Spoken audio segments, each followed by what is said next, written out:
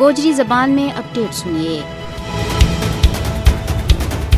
آج دنیا پار میں امن کو عالمی دن منایا جا رہی ہے۔ اس دن کو مقصد پوری دنیا میں امن و امان بحال کرنا ہے، لیکن مقبوضہ کشمیر کی عوام کے سامنے اس دن کی کوئی اہمیت نہیں ہے، کیونکہ وہ بھارتی فاشزم کو شکار ہیں۔ بین الاقوامی امن کو دن مقبوضہ کشمیر کا لوگوں کے واسطے کسی اہمیت کو حامل نہیں ہے، کیونکہ وہ پچھلا 74 سالوں سے بھارتی ظلم و جبر اور غیر سامانی کو شکار ہیں۔ بھارت نے مقبوضہ کشمیر میں ریاستی دہشت گردی کو بازار گرم کر رکھا ہے، جس سے مقبوضہ کشمیر کی عوام بہت زیادہ نقصان چاہ رہی ہے۔ مقبوضہ جموں کشمیر میں قتل و غارت گری، گرفتاری اور لوگوں نہ پریشان کرنا ہر دن کو معمول بن گیا ہے۔ مودی والی بھارتی حکومت نے 5 اگست 2019 کے مقبوضہ کشمیر میں اپنی ریاستی دہشت گردی میں اور زیادہ وعدہ کر دیتا ہے۔ بھارتی فوجی مقبوضہ کشمیر میں جنگی جرائم میں ملوث ہیں، انہوں نے کشمیریوں کا قتل کی کھلم کھلی چھوٹ دے رکھی ہے۔ مختلف کالا قانون کے تحت مقبوضہ کشمیر میں بھارتی فوجی عوام کو قتل عام کر رہی ہیں،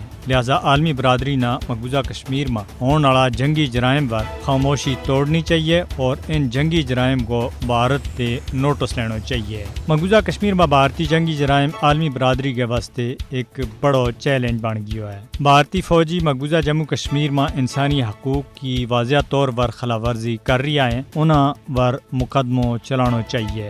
بین الاقوامی امن کو دن اس گل کو تقاضا کرے کہ مقبوضہ جموں کشمیر میں مودی اور اس کا مددگاراں کشمیریوں کے خلاف ان جنگی جرائم پر باز پرس ہونی چاہیے اور مودی نہ لگام دینے کی ضرورت ہے۔